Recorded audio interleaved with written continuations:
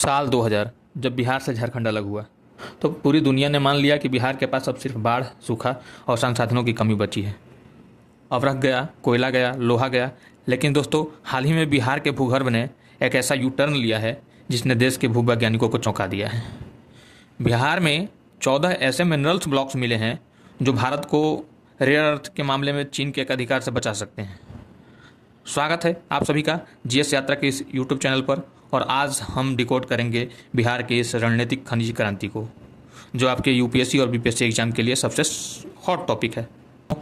केंद्र और राज्य सरकार के खान एवं भूतत्व विभाग ने मिलकर बिहार के पेट से 14 क्रिटिकल मिनरल्स के ब्लॉक्स ढूंढे हैं।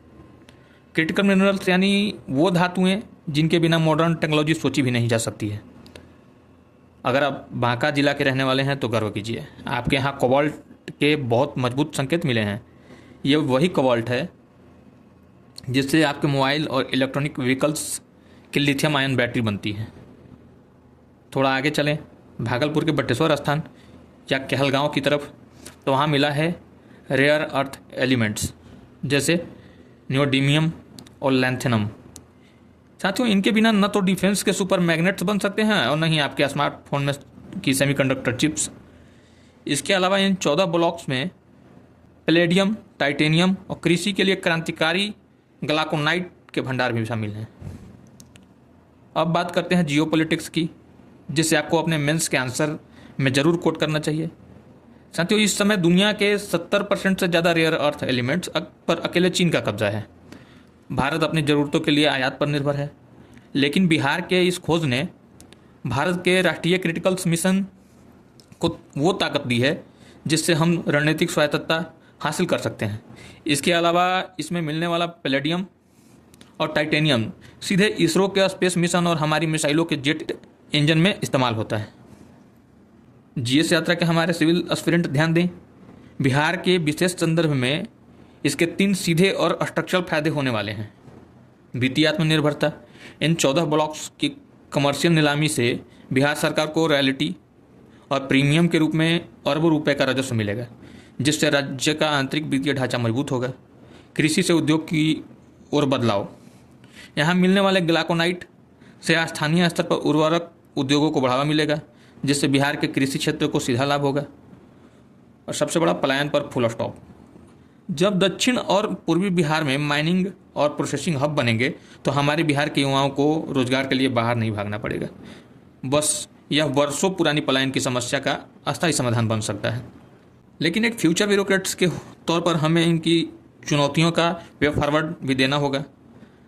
पहली चुनौती है लाल फीताशाही, यानी कि रेड टेपिज्म। हालांकि बिहार ने इससे मुक्ति पा लिया है, फिर भी बिहार के खान एवं भूतत्व विभाग को पर्यावरण और वन मंत्रालय से बिना किसी प्रशासनिक देरी के पारदर्शी तरीके से क्लियरेंस लेकर इसकी नीलामी प्रक्रिया पूरी करनी होगी। है सस्टेनेबल माइनिंग। बांका और भागलपुर के इको सेंसिटिव जोन में खनन के दौरान पर्यावरण मानकों का कड़ाई से पालन होना चाहिए ताकि स्थानीय जल और वायु प्रदूषित न हो। और तीसरी बात है, हमें स्किल डेवलपमेंट पर ध्यान देना होगा। आईआईटी पटना जैसे प्रमुख तकनीकी संस्थानों के सहयोग से माइनिंग एंड मटेरियल साइंस के विशेष कोर्स शुरू करने चाहिए ताकि स्थानीय युवाओं को रोजगार मिले।